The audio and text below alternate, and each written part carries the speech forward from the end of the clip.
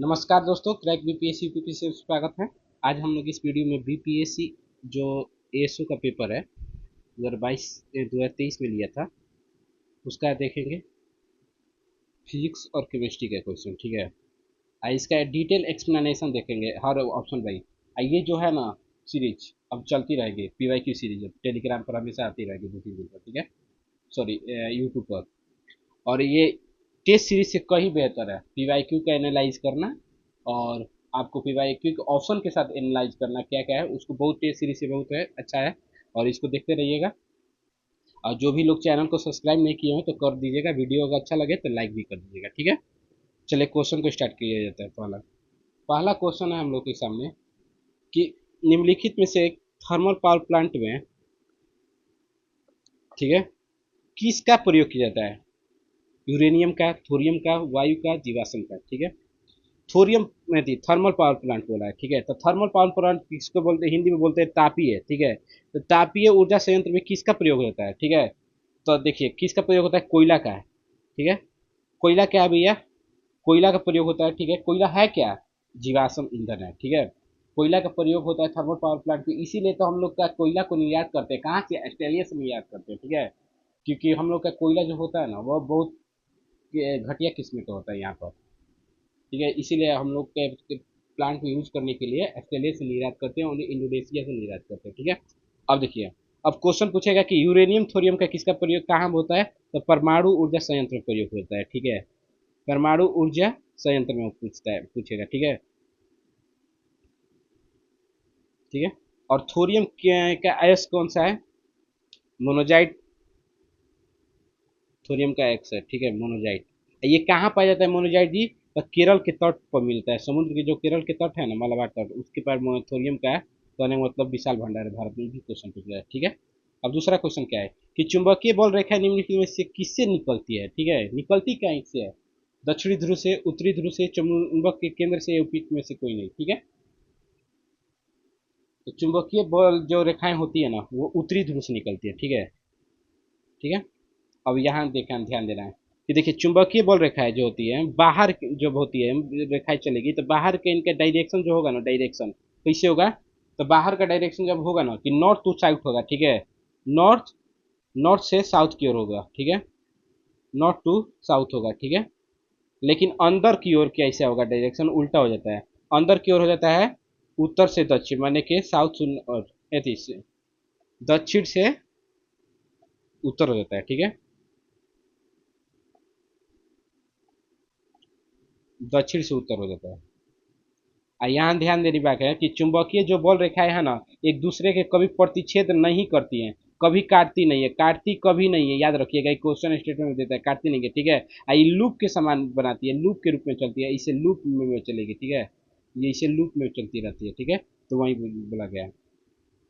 अब दूसरा क्वेश्चन कि विंड मिल से उत्पन्न विद्युत ऊर्जा किस पर निर्भर करती है? जो विंड मिल होता है, जो टरबाइनें चलाई जाती है, देखे होंगे। अभी सबसे कैपेसिटी में तो गुजरात हो गया, कहने मतलब फर्स्ट राज्य। उत्पादन में तो अभी अपडेट डाटा नहीं है। कैपेसिटी जब बोलेगा ना पवन ऊर्जा का तो गुजरात लगाइएगा, ठीक है। तो विंड मिल से उत्पन्न विद्युत पावर किस पर निर्भर करती है? निम्न ऊंचाई पर, कि पवनों के वेग पर, कि पवनों के वेग पर निर्भर नहीं करती है? विंड मिल के आसपास लगे पेड़ों पर निर्भर करती है, ठीक है। तो इस सबसे देखिए ना, ये सबसे घटिया ऑप्शन है, ठीक है। कि पेड़ पर क्यों निर्भर करेगी विंड मिल के आसपास? आज ज़्यादा लंबा के चक्कर में सबको इसी को लगा देगा जो तुक्का मारेगा तो। लेकिन ध्यान देना बात है कि जो इसमें होगा, देखिए इसी में से होगा कोई वेग पर या पवनों के वेग पर नहीं, ठीक है। तो वेग पर निर्भर करती है, इसका आंसर बी होगा। क्यों निर्भर करती है, क्या है? तो देखते हैं कि पवनों का वेग जब ज़्यादा होता है, जैसे कि पवन है, हवाएं जो तेज गति से चलती है, तो कहने का मतलब जो एथी होगा पंखी भी उसका कहने का मतलब तेज गति से घूमेगा, ठीक है। और जब तेज गति से पंखी घूमेगा तो कहने का मतलब टरबाइन भी तेज गति से चलेगा, और तेज गति से टरबाइन चलेगी तो अधिक से अधिक मात्रा में क्या होगा? विद्युत का उत्पादन होगा, ठीक है। तो वही किस पर निर्भर करती है? तो पवनों का वेग पर निर्भर करती है, ठीक है। प्रकाश का परिकीर्णन देखा जा सकता है, ठीक है। तो प्रकाश का परिकीर्णन पहले है क्या? पहले प्रकाश का परिकीर्णन का परिभाषा होता है ना जी कि जब प्रकाश एक माध्यम से दूसरे माध्यम में जाती है ना जी, तो दूसरा माध्यम द्वारा अवशोषित कर ली जाती है और उनको एक विशेष विकिरण की कर दी जाती है दूसरे माध्यम द्वारा, तो वही फिनोमिना प्रकाश का प्रकीर्णन कहलाता है। ठीक है, तो प्रकाश का प्रकीर्णन के देखा जा सकता है नीले रंग के भी, आकाश के नीले रंग में भी देखा जा सकता है, वो सब फिनोमिना है। ठीक है, सूर्योदय के समय जब आकाश के लाल आकाश जब सूर्य लाल दिखाई देता है, हल्का हल्का लालिमा दिखाई देती है, वो भी प्रकाश का है। सूर्यास्त जब होता है तो देखते हैं कि सूर्य भगवान के आसपास लालिमा दिखाई देती है, तो भी सभी इनमें से आंसर हो जाएंगे कि प्रकाश का प्रकीर्णन के क्या है, उदाहरण है। ठीक है, अब देखिए विद्युत धारा निम्नलिखित में से किस यंत्र से नापा जाता है, विद्युत धारा किस यंत्र से नापा जाता है। ठीक है, गैल्वेनोमीटर से कि ए मीटर से कि वोल्ट मीटर से कि विभवमापी से। ठीक है, तो ए मीटर से आंसर हो जाएगा। वोल्ट मीटर से हम लोग क्या मापते हैं, तो वोल्ट मीटर से हम लोग विभवांतर को मापते हैं जो। ठीक है, और गैल्वेनोमीटर से क्या मापते हैं, गैल्वेनोमीटर से हम लोग मापते हैं धारा की जो दिशा होती है, धारा की दिशा और परिमाण मापते हैं। ठीक है, धारा के डायरेक्शन और मैग्नीट्यूड को मापा जाता है किससे, तो गैल्वेनोमीटर से। ठीक है, अब देखिए इसमें बोला गया कि मानव आंख में नाभिक दूरी का परिवर्तन निम्नलिखित में से किसके कारण होता है। जो नाभिक दूरी है, जो कहने को फोकस लेंथ जिसको बोलते हैं हम लोग, फोकस दूरी, मानव क्या फोकस दूरी किससे होगा परिवर्तन, कॉर्निया से होगा, आइरिस से होगा, या सिलियरी मांसपेशिया से होगा, या पुपिल मैंने होगा, पुपिल से मैंने पुतली से होगा। ठीक है, इसको पुतली बोलते हैं। ठीक है, तो इसका आंसर हो जाएगा सिलेरी मसल्स से होगा। क्यों, देखते हैं, देखिए सिलेरी मसल से क्यों होता है, देखे होंगे, अब जब दूर के वस्तुओं को हम लोग देखते हैं ना, तो सिलेरी मांसपेशिया फैल जाती है। ठीक है, सिलेरी मांसपेशिया फैल जाएगी, दूर की वस्तुओं देखेंगे तो जो सिलेरी मांसपेशिया फैलती है ना, सिलेरी मांसपेशिया फैलती है ना, तो क्या होता है, तो उसका परिणाम क्या होता है कि सिलेरी मांसपेशिया जब फैलती है तो वर्कता त्रिज्या कम हो जाती है। ठीक है, वर्कता त्रिज्या कम को हो जाती है। ठीक है, जब वर्कता त्रिज्या कम होगी, तो जब वर्कता त्रिज्या कम होगी तो फोकस दूरी क्या हो जाएगा, नाभिकीय दूरी क्या हो जाएगा, बढ़ जाएगा। ठीक है, तो बढ़ जाता है क्योंकि, हाँ, आर बराबर क्या होता है, 1/f होता है जी, दोनों का रेसिप्रोकल संबंध होता है इसलिए। आज जब हम लोग नजदीक की वस्तुओं को देखते हैं तो सिलेरी मांसपेशिया क्या होती है, ऐसे बीपीएससी क्वेश्चन पूछ सकता है क्योंकि एनसीईआरटी में सब दिया हुआ है 9th क्लास का। तो सिलेरी मांसपेशिया क्या हो जाएगी, सिकुड़ जाएगी, तो सिकुड़ेगी तो क्या होगा, वर्कता त्रिज्या बढ़ जाएगा, जब वर्कता त्रिज्या बढ़ेगा तो फोकस दूरी क्या हो जाएगा, घट जाएगा, दोनों का रेसिप्रोकल संबंध है। ठीक है, अब देखे होंगे यूपीएस एक क्वेश्चन कि कॉर्निया कहने का मतलब क्या है, कॉर्निया को जो नेत्रदान किया जाता है ना, नेत्रदान, नेत्रदान में कॉर्निया का उपयोग किया जाता है। ठीक है, कॉर्निया ही दिया जाता है नेत्रदान में। ठीक है, कॉर्निया के और एक काम क्या है, कि जो कॉर्निया के एक और काम क्या है, कि जो प्रकाश, जो अधिक प्रकाश आता है ना, उसको केंद्रित करता है। ठीक है, अधिक प्रकाश को केंद्रित करता है। ठीक है, आइरिस क्या होता है, आइरिस, आइरिस क्या करता है ना, कि पुतली होती है ना, पुतली पर नियंत्रण रखने का काम करता है आइरिस, पुतली पर नियंत्रण रखने का काम कौन करता है, आइरिस। ठीक है, इंगेज रहिए और जवाब देते रहिएगा। ठीक है, अच्छा रहेगा। हम्म, चलिए,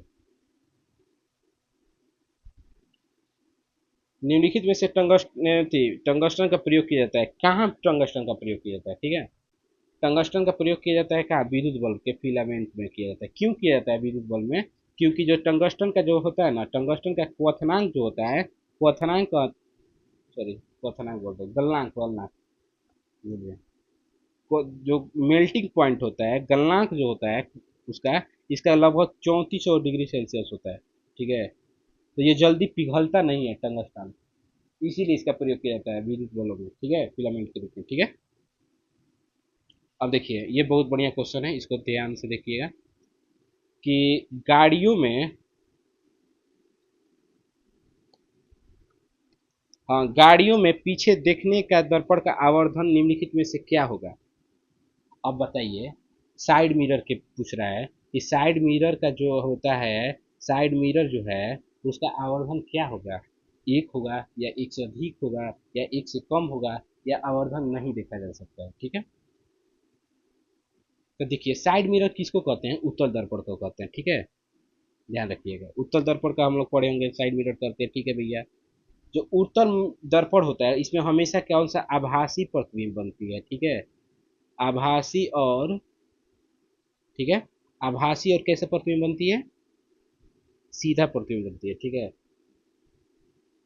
आभासी और छोटा, ठीक है, छोटा बनेगी। और इसका आंसर हो जाएगा क्या, एक से कम। जब उत्तर दर्पण का पढ़े होंगे कि आवर्धन क्या होता है, एक से कम होता है, वहीं एक किसका होता है आवर्धन, समतल दर्पण का होता है, ठीक है, समतल दर्पण का होता है। और लेकिन अवतल जब दर्पण आ जाए, अवतल दर्पण आ जाए, अवतल दर्पण आ जाए, तो इसका आवर्धन क्या हो जाएगा भैया, इसका आवर्धन हो जाएगा एक से अधिक भी, एक से कम भी, ठीक है, माने कि धनात्मक, ऋणात्मक और शून्य भी हो सकता है, ठीक है, ठीक है। और देखिए आवर्धन बराबर क्या होता है, फॉर्मूला क्या होता है, माइनस भी बाई यू।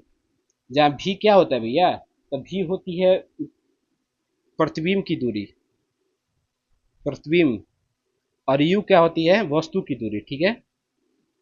एक और फॉर्मूला होता है, ठीक है, H2/H1। ये होता है आपको आवर्धन का, एक होता है, ये हो गया प्रतिबिंब की ऊंचाई, प्रतिबिंब की ऊंचाई हो गया, और ये हो गया आपका वस्तु की ऊंचाई, ठीक है। हम लोग टाइम 10th क्लास में पढ़े होंगे, सब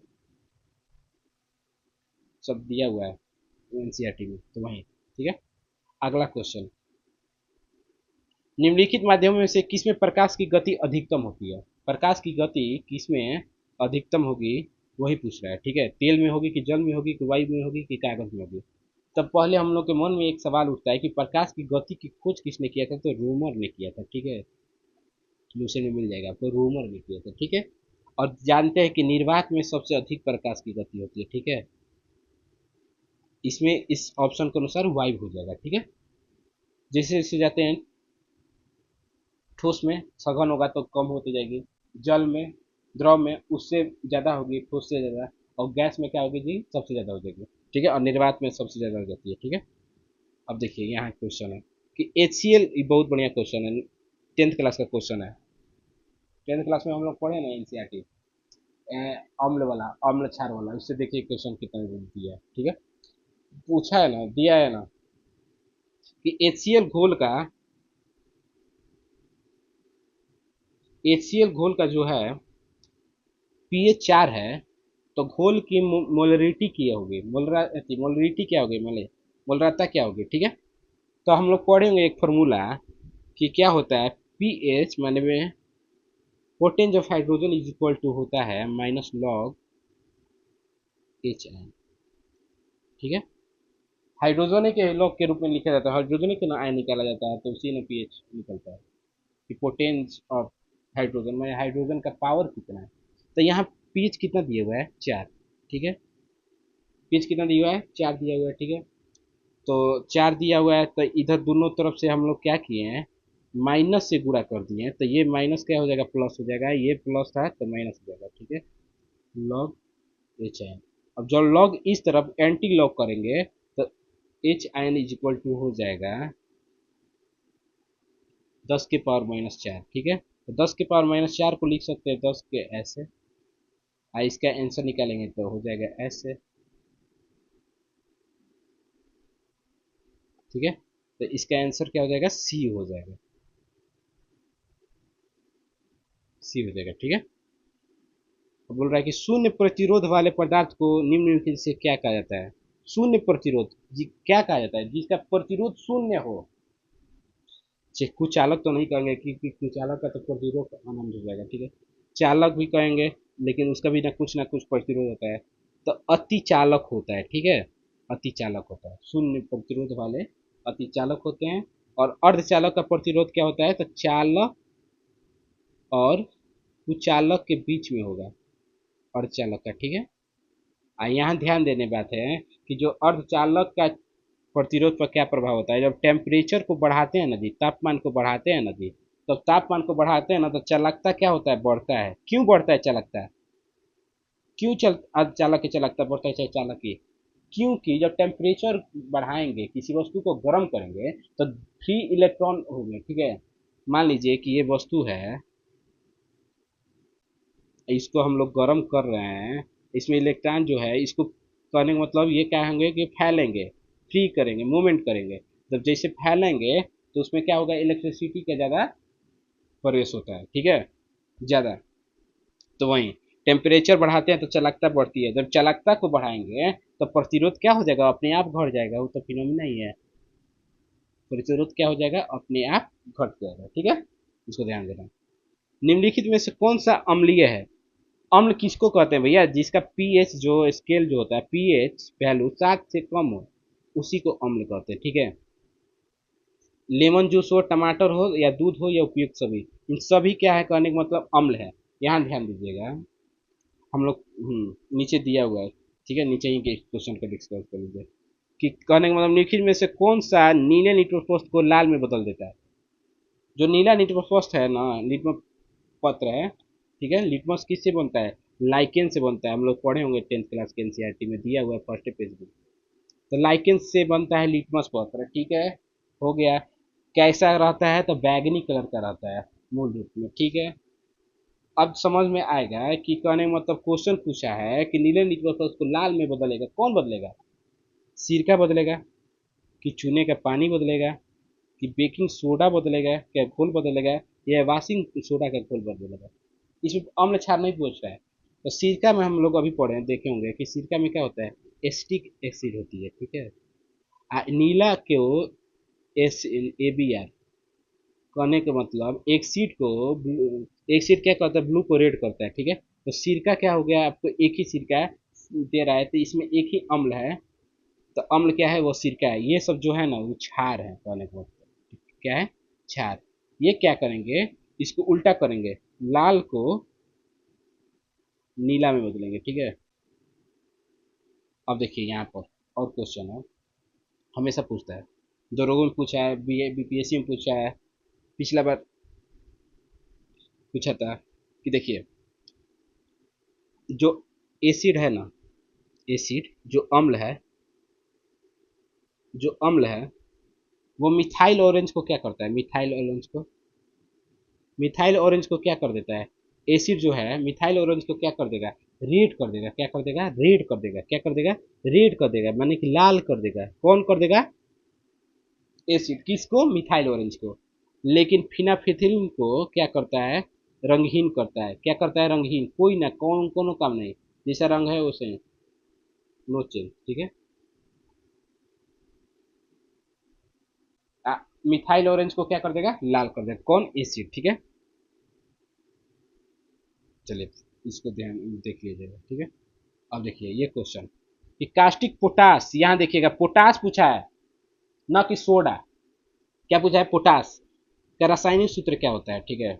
NaOH होता है कि CaOH का होल ट्वाइस होता है कि NH4OH होता है या KOH होता है, ठीक है। तो कास्टिक जब पोटास पूछे ना तो उसका आंसर हो जाएगा आपको ये KOH, पोटेशियम हाइड्रोक्साइड।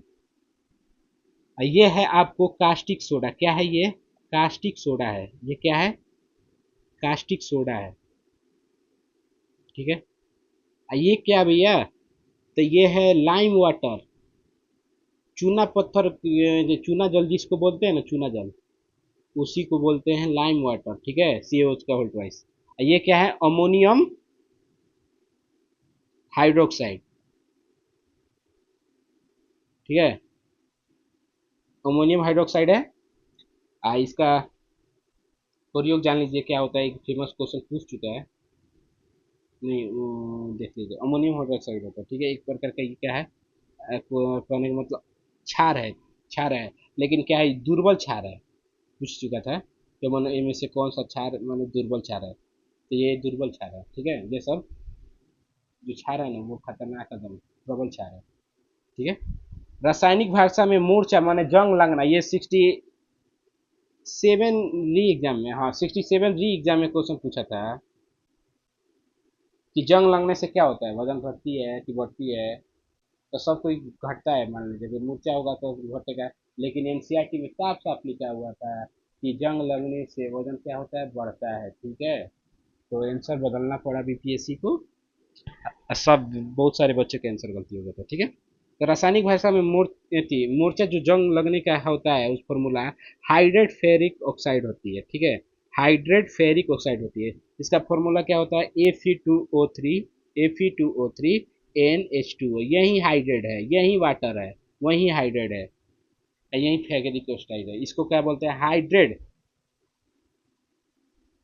ठीक है, ये है क्या, फेरिक ऑक्साइड। ठीक है, अब सी और H2 दोनों गैसें होती हैं, हवा से भारी होती हैं, कि रंगहीन होती हैं, कि स्वभाव में अम्लीय होती हैं, कि पानी में घुलनशील होती है, इनमें दोनों के क्या लक्षण समान है भैया, तो देखा जाए क्या लक्षण समान है। हवा से भारी नहीं होती है, क्यों नहीं होती है, कि जो CO2 होता है ना, CO2 CO2 जो होता है वो हवा से भारी होगा, ठीक है, लेकिन H2 होगा ना, हवा से क्या हो गया, कम होता है। ठीक है, रंगहीन दोनों होते हैं, ठीक है, ध्यान रखिएगा, रंगहीन दोनों होती है। ठीक है, स्वभाव से अम्लीय नहीं, CO2 अम्लीय होता है, लेकिन H2 अम्लीय नहीं होता है। ठीक है, H2 नहीं होता है। ठीक है, पानी में घुलनशील, CO2 पानी में घुलनशील होता है, ठीक है, हल्का घुलनशील होता है पानी में, लेकिन H2 नहीं होती है। ठीक है,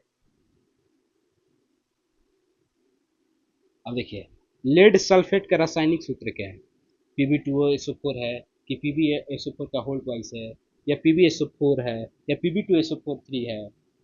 तो हम लोग बचपन में पढ़े होंगे, ऐसे हम लोग रासायनिक सूत्र बनाते थे 9th में, जब बनाना होता था। इसका संयोजकता 2, इसका संयोजकता 2, इधर से इधर तो दोनों दोनों कट गया, तो PbSO4 निकल जाएगा। अब PbSO4 है कहाँ, तो ये है, तो लेड सल्फेट का रासायनिक सूत्र क्या हो जाएगा आपको, तो PbSO4 होगा। और इसका प्रयोग कहाँ किया जाता है, कहाँ किया जाता है जी, तो इसका प्रयोग जो होता है ना, ये वॉशिंग, कपड़ों के धुलाई में होता है। जो बेंजीन का भी प्रयोग होता है ना कपड़ों की धुलाई में, तो इसका भी प्रयोग कहाँ होता है, कि कपड़ों की धुलाई में होती है। ठीक है, अब देखिए, वसा युक्त भोजन या बासी गंध युक्त हो जाते हैं, क्यों हो जाते हैं, अपचयन के कारण, या क्षरण के कारण, या उपचयन के कारण, या हाइड्रोजनीकरण के कारण। तो उपवचयन जिसको बोलते हैं ऑक्सीडेशन, इसके कारण हो जाता है। क्यों, कि जो वसा जो होता है ना, वसा वसा जो असंतृप्त हाइड्रोकार्बन होता है, असंतृप्त हाइड्रोकार्बन होता है।